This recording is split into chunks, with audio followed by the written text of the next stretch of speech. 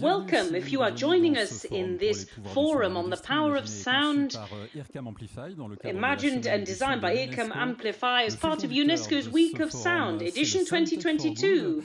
It's the main thread is Sound Tech for Good, and we're now going to look at vocal synthesis. Hello, Laurent Guimier. Hello, you are IT Director at France Télévisions. For a long time, you've worked on information traceability. It's a significant issue with reporting sources, with developers. But now, in a world which is more and more technological, it's more and more complex. Nowadays, technology, artificial intelligence allow incredible faking, and which can be used positively, but also negatively. It's a question of deep fakes. So there's a main question. Several years ago, we said in certain pieces, we need to spend less time undermining fake news and more time interviewing. That's an obligation? Yes, it's an obligation. We have this famous idea when we reveal fake news and false information, we are going to amplify it. And I find this, we're going to reveal things which have some truth basis in the basic to make conclusions that we draw.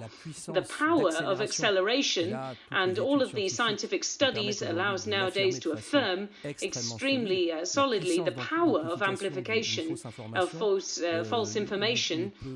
It allows, it prevents us from going into silence. We take the responsibility for saying, I'm not going to talk about false information like that, and as the way it's spoken about on the social media, for example, and especially be extremely viral. And in the sense if there's false information, it's our duty to look at the false information, look at what it's saying, and, for example, how it's brought about. So how do we look at this question of deep fakes? Is it modify deeply the work methods?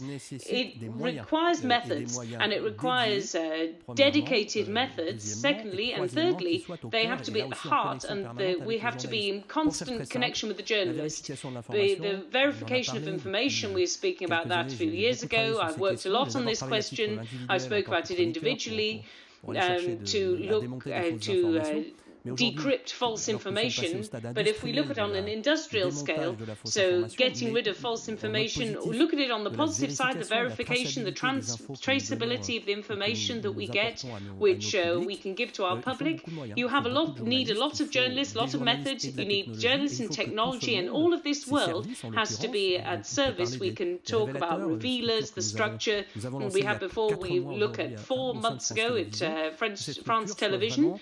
And it has to be at the service of the journalist, but also an expert structure which is dedicated, because obviously I think deeply on the idea that all of the journalist community has to be up to date, has to be very aware of the virality of information, and they have to be suspicious of where it comes from, and that's something. And the second idea is that you have to have enough time and the appropriate technology and the knowledge to be able to look and see that information is fake. And that's journalistic discipline, and it's very important, I think, when we have the methods, we have to give them this methods to, it's very specific. They say, this is an image which is on social media. I will deal with a fire, for example, or some violence that we spoke about. The fact that I recover this image and I am able to be sure, absolutely sure, that this comes from the facts that I have spoken about. You have to have structure, you have to have the journalists and the methods and the technology to be able to verify that. And that's what we do at France Television every day. That's can be a good news to be able to say every day you see journalists on France Télé who send an email or who contact the developers team about this, and they will use their technology and image technology, and they say, well, that Red Cross might be false, or that might be that, and that's what they use in the newspapers. So I think it's an enrichment of what we're offering, because there you have a principle of precaution in the media. So I'm not sure whether this is a real image, so I won't give it. So I have the capacity and able to give the public this image that I've seen on social media. So let's talk about videos, because you talk about social media, and the video has sound, and it has the synthesis which is making a lot of progress. How do we look at this question? Well, we try to have some progress. So we can't work with a fait accompli, and I work with sound and audio on the radio. So that's been several years that we've been able to expect, and we know that have tentative information by voice and audio arrive, and they could become brutal, dangerous on occasions. There might be a conflict, an electoral campaign, for example. Nowadays, we're looking at giving methods, first of all, technological measures to what do we do for image and the risks, and to try to find the methods and the technological measures, because the video nowadays, for around 15 years, we talk about social media and also the simple tools that we use as well. We use Google Maps, for example, to verify that this image perhaps has been recovered from images that we might find in the streets, for example. But actually, that street sign doesn't exist. So using all of this, we can compare two methods. So we have work, we research, we prepare what might happen, and we know that that will happen, because by definition, the voice is of confidence, it's reputed, and that could be the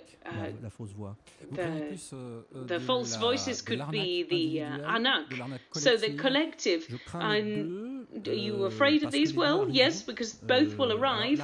The collective is the journalists are aware of the risk, the threats, and they have to be able to quickly an individual one, what's happening nowadays on the website, vocal spam or the vocal arnaque. I think that will come, and I think that we have the responsibility of the media. It's also public and authority preparation to be prepared as well, and it's more in the collective side that we are prepared for this type of, well, I can imagine a false interview, a false conversation, an interview that's been stolen ends up in the newspapers, and we have to have traceability. We saw before a video that of a manifestation with synthetic voices to mask the real sound, and that's a new use of voices. So let's have a look at the positive side, because if we invited you, it's because we've always had curiosity for innovation at the service of editorial, whether that's on the radio, digital version of the Figaro, on the television. So if we project a little bit, how can these innovations make our relationship with the media evolve, and how would that be? I think that it's an ensemble of tools which make progress in the voice. So in the global tendency, the personalization nowadays, the media is innovative. We can see it like that because we're often a bit afraid and to sell the public to audiences personalized content. So we personalize it via users or a certain number of criteria which allow us to address either different content or very well presented content to public, a specific targeted audience. And so it can be a bit more perspective. So you can imagine the personalization of audio content via a synthetic voice can improve this personalization. I think that it's not completely imaginary. I can imagine things. It's not the worst case scenario, and also we can even imagine that by choosing a synthetic voice, because the content will allow synthetic voice, we would choose a feminine voice or a masculine voice or whatever the technology allows on the restitution that we know, from familiar voices, professional voices. I think that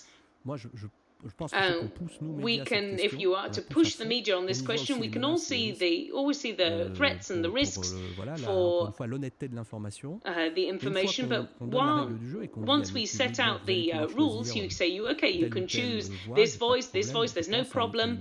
I can imagine that afterwards, you're often afraid of things like that with synthetics, but it's not that a woman's going to substitute a man, for example, and you always use logic in this. So content exists and it's been written to create synthetic voices.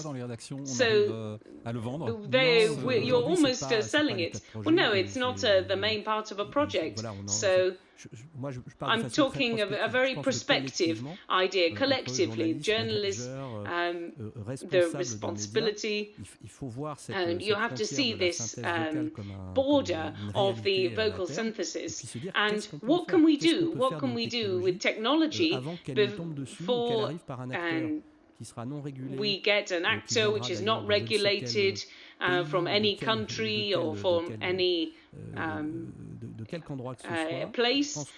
I think that it's up to us and to grab this technology, to see what we can do with it, because the innovation will always arrive, and I prefer to sort it out. It's complicated, always in any kind of institution, whether it's one with us, rather than see whether we do this well, and it's fait accompli. So I can imagine in this conversation with the public, with the QR codes, for example, you have the interactivity with the conversational school tools. Yes, the traceability of innovation, the synthetic voices, it's the conversation. First of all, the conversation is more physical, the traditional side, audio. For any kind of redaction, it's a good tool to have, especially in American pieces, which it's a great forum of discussion, either temporary or permanent, which allow to have the interaction with the public, which is in a way which is very simple via the voice. And if we add this layer of vocal synthesis, we have without a doubt things to imagine, but there the logic of connection, so talking about journalists, the vocal border is the interconnection, which means that we have a conference, we have a reflection with a group of journalists. How can we get the audience and open a conversation, an open conversation in audio? That's something that could be very promising. Thanks, Laurent Guimier. I remind that you are IT Director of France Télévisions, and we are see you on air for Élysée 2022 on France 2.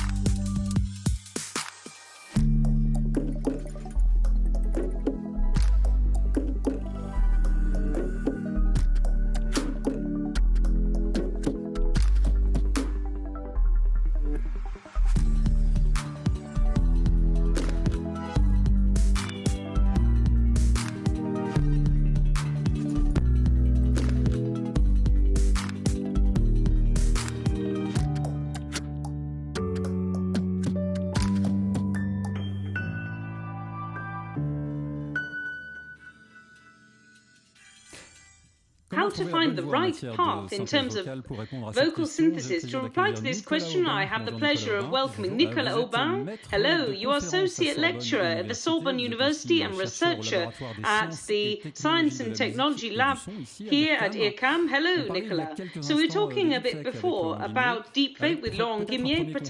Perhaps, first of all, the image of synthesis is a bit more advanced than synthetic voices. Why?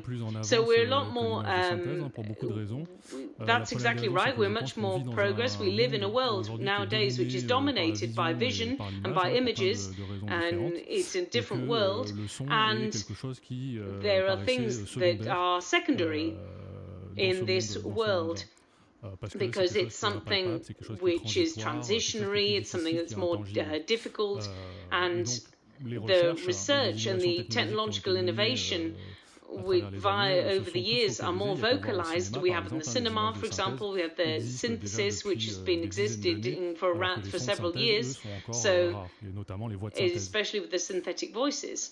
So the voice is much more complicated.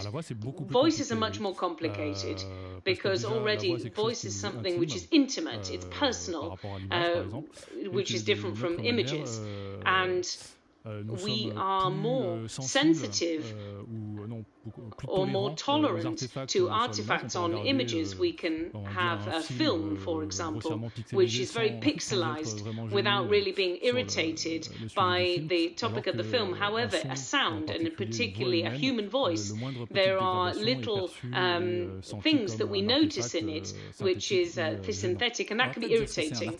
So we can say it's an artifact, because we've spoken a lot about definition in this forum.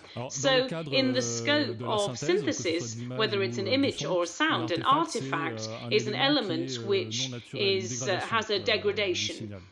Whether that's an image or sound. So how far off are we from getting synthetic voices which don't sound like synthetic voices? Well, it's already been done. Since 2018, we have a specialized team in human voices who they published an article on their system, and they had an experience where they presented voices, synthetic voices and human voices, real human voices, to subjects, and they asked them to indicate which one was synthetic and which one wasn't. And this was the first publication on vocal synthesis via which the human voices seemed as natural as human voices. So in the laboratory, what is your activity? What do you do with your team? What do you work on?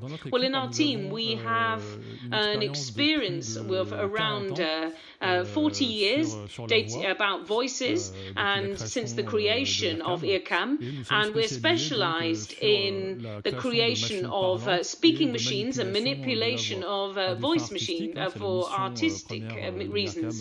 And that's the reason we exist in Ircam, for artistic purposes. And we have amplified our research with the different vocal technology that we have, and over the years we have investigated sounds in different ways. We've worked on manipulating voice distortion in cinematography, to create lion sounds, bear sounds, etc. And also creating more and more realistic human voices to be able to manipulate with and modify the emotions, the tones, the style of the voice, to be able to adapt them to a situation or a particular use. So beyond the quality of the voice, the perception of the voice, the dialogue, the emotion, at the same time as the machines, the way we feel, and the emotion that they can have in the voice. Absolutely. So there are many challenges nowadays on synthetic voices. We mentioned before two aspects of conversation. We have to be able to generate synthetic voices which are adaptable to the tone of the speaker, and to be able to have a dialogue with a machine, a robot, or an interface, but also be able to modify the emotions of this voice to be able to produce such and such effect on the user, for example. But we also have a problem of synthetic voices which can be adapted to multilingual environment. So we have a panel of different languages, English, German, Spanish, Japanese, Chinese, etc. And to understand, because often we're tearing our hair out with, we have somebody says, oh, they speak badly, we don't understand them, it's bad. Is that a problem? Yes, well, those are the limitations of the recognition and the synthesis systems. It's about modularization of the diversity of voices and languages and dialects, etc. So when we talk with a regional accent, which is very strong in French, and we can be recognized by a certain way, or if you have a very strong French accent in English, you might find it more difficult to understand. So you were talking about technology to be able to have about the deep fakes. So these are the researchers to make progress with the voices. Do they work also with the detection of deepfakes? Well, us personally, no. We work in collaboration with teams which are specialized in detection of deepfakes, of manipulated voices, and we work in tandem. So we work with the objective of creating synthesis voices to manipulate and be as realistic as possible, undiscernible as possible, and you won't be able to tell whether it's a human or a machine. We also collaborate and detection of these artifacts. So do we have to be enthusiastic or worried? So in the future, what do we see in the future? What are you going to tell us about what we will see in the future? Well, we can be both worried and enthusiastic. It depends on the uses that we can imagine that we're going to use for in the future. And then there's a lot of worry about, for example, the falsification. We've already spoken about this before. So whether we can use a fake voice over the phone to pretend to be somebody else, for example, or whether it's the application or the main concern nowadays in the case studies which are positive. There are a lot of positive cases, synthetic voices used to help people. You can imagine synthetic voices which will be adapted to older people to help them to speak. They speak a bit slower, more articulated. So you spoke also about the vocal reconstruction. Yes, we have the digital prosthetics for people who, for pathological reasons, who lose the use of their voice. And it is possible by conserving, by recording this voice of this person before they lose the ability to use it, we can conserve the identity of this person. And it's very important for the communication of this person with this technology.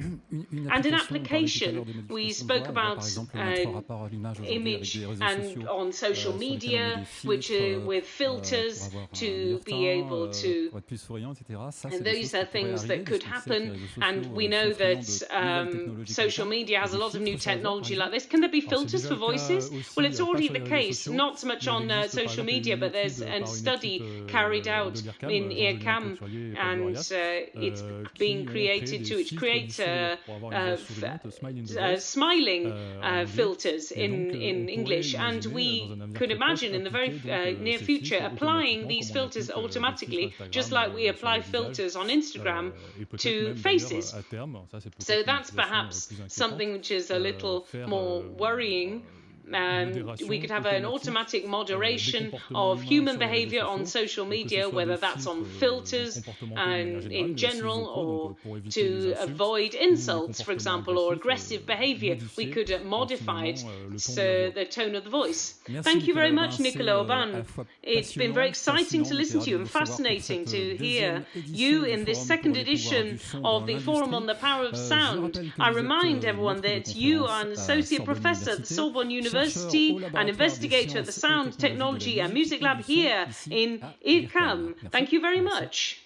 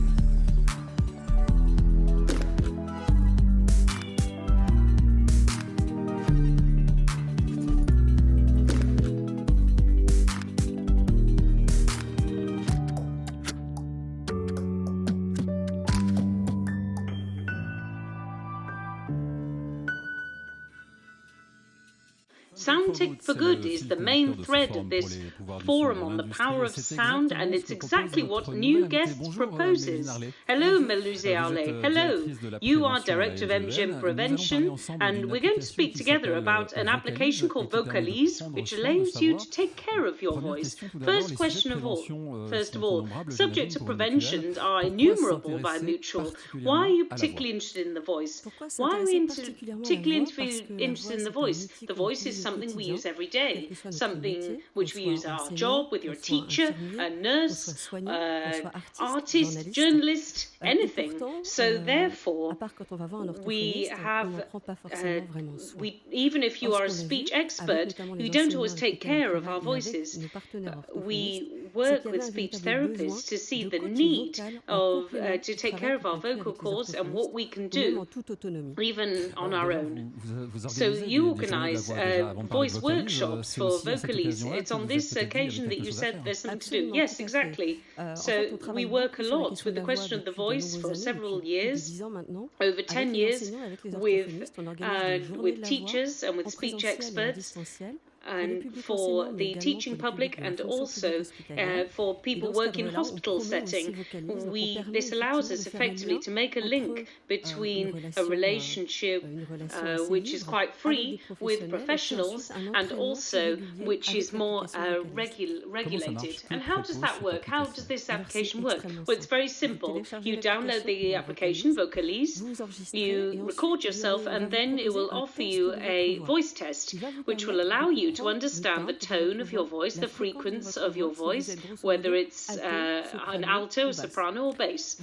And then you can redo this test many times. That will allow you to see how your voice is positioned. There is a certain amount of exercises also that you can do freely, if you ever have some free time to do it. And if you do it regularly, the first thing that it will ask you is, how do you feel with your voice today? So is your voice tired? Is it in form? Is it very on form? So depending on how your voice feels, the app will offer you certain exercises. What kind of exercises? Well, for example, if you say, my voice is tired today, the first thing it will ask you to do is some relaxing exercises. If you say, my voice is very good, it will ask you to vocalize.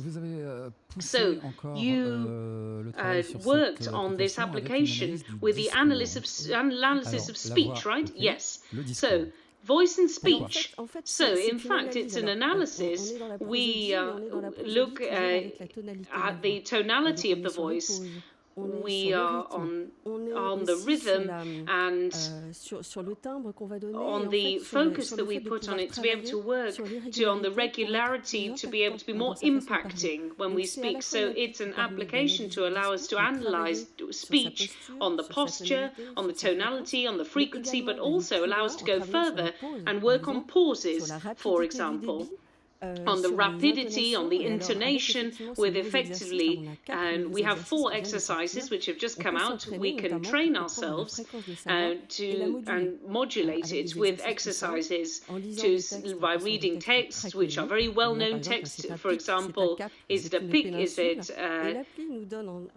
And then almost in real time, you record your voice, and you can see the frequency of your voice, recording this to allow yourself to work on it, to modulate it and give a good speech. So you've worked with Ircam and Ircam Amplify. How does that work?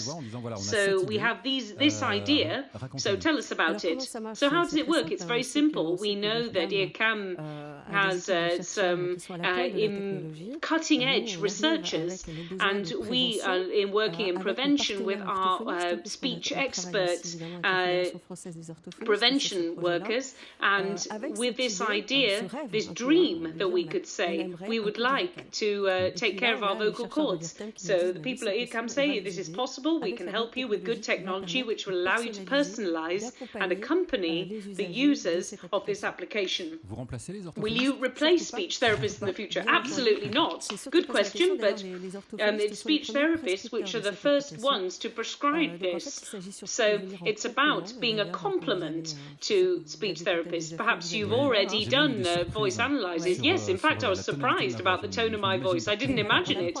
Yes, that's quite common. So it's recommended if you have any kind of voice problems, contact a specialist, and then afterwards they can give you individualized coaching, re-education, rehabilitation, and especially for there are things that speech therapists will be able to tell you. So do you have profiles of people who use this application? You talk about teachers, for example, but have you analyzed that? Yes, exactly. We've analyzed that, and almost 100,000 people, 5,000 are fans. They use it very, very often. And the profiles of our users, we have a lot of teachers, we have a lot of health professionals, we also have artists and journalists. So we have quite a lot of students as well who want to work on their voices, and they hope to be able to have good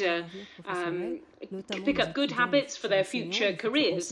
And we have future teachers as well, and we have students who are future health professionals, because they know that for them as well, working on the voice will allow them to find time to reassure their patients and their families, and that has a very positive impact on the relationship that they have with their patients' families. So, you were talking about healthcare professionals. You said that these voice problems is getting bigger. It's significant in society, and perhaps people don't take it into account enough. Yes, it's getting worse, and especially with COVID and mask wearing, it adds a new dimension. And we're talking about if we don't know how to handle our voices, it can have an impact on our own self-confidence. For example, if you make a noise, but understanding your voice allows teachers, for example, to captivate their audience, and that's extremely important. If you want all the problems in the current society, and it's becoming more and more important, and we have to handle this, and also the use of voice in visio as well, because that's been changed over the last few years. We have masks and all of these seminars and visio with sometimes we don't all have the material to have a good voice to be able to hear ourselves well. Does that fatigue the voice? Yes, that can fatigue the voice. And when we are in front of a screen, for example, teleworking, the posture is different. If you have to think of your spinal column, the way you're sitting, if you're spending a lot of the time in front of a computer screen, those things have to be taken into account. And the voice, we have to captivate the audience to be able to tell stories differently, and we also have the type of presentation that we're going to do, which will have an impact. In any case, thank you very much. I invite you to download the Vocalize app. It's a very good initiative. Technology is good. Yes, that is. Thank you, Mélusine, Harlé, Director of Prevention at MGEN.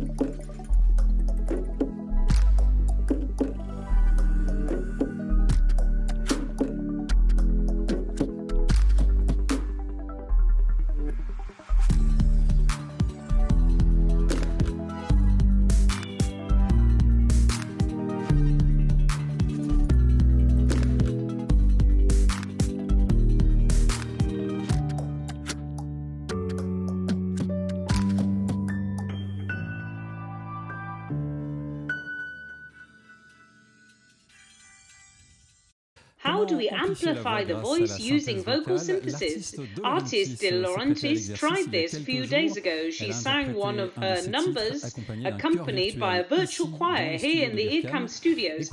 Let's listen, see how this technology works, and also enjoy the artistic performance. I always had the voice, but now I am a singer.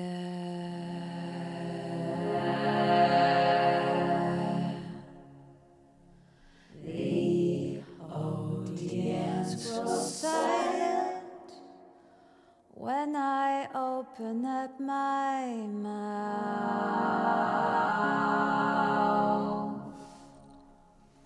I sing about my loneliness, and in return they sing me.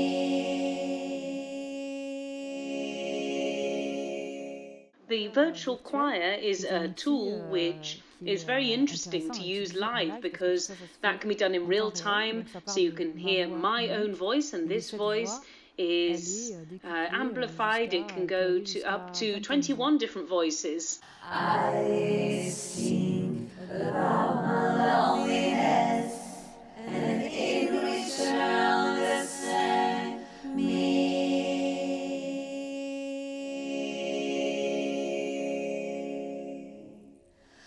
As if I were a poet, or some legendary mind.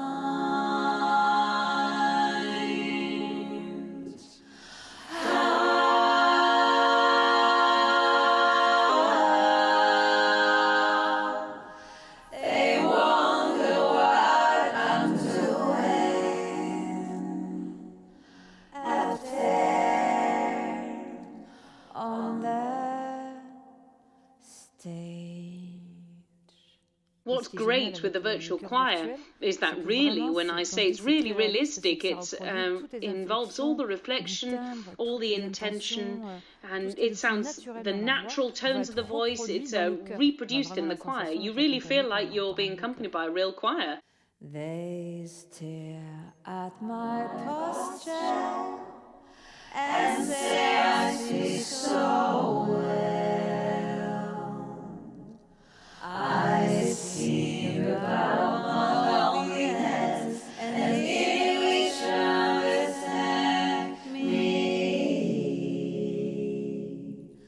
I've never meant to be a singer, but I'm slowly getting used to the idea.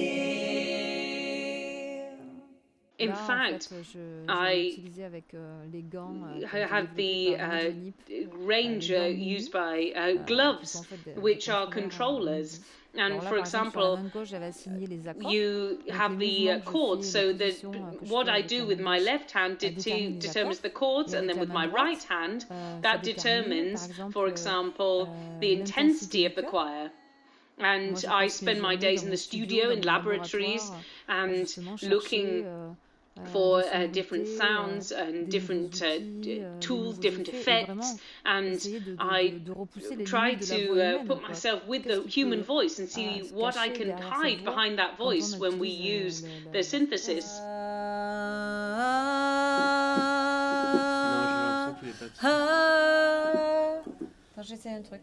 And so that's what's really great, is because Ircam is a great jewel in public. The artists, for example, for live, for their performance, and also in the studio.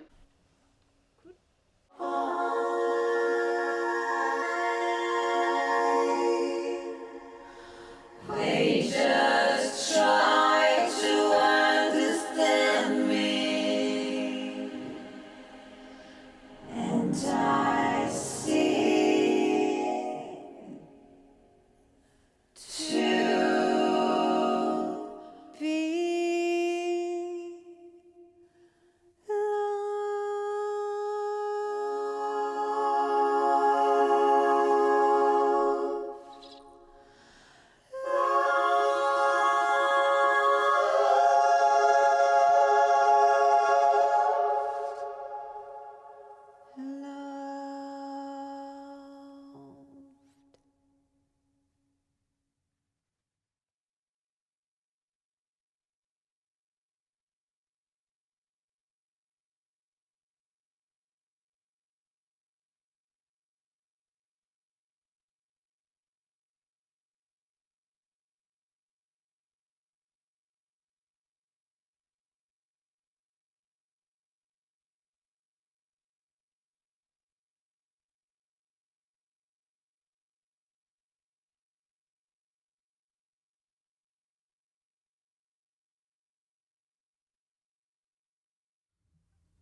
Vocal synthesis at the service of creation with Delaurentis and the virtual choir, great moment recorded here in Ircam a few days ago for this Forum on the Power of Sound 2022. Delaurentis will be playing at We Are Paris on next 10th of February. She will be on the stage in Paris and we will let you know the date soon. So this brings us nicely to a new chapter and new sound experiences.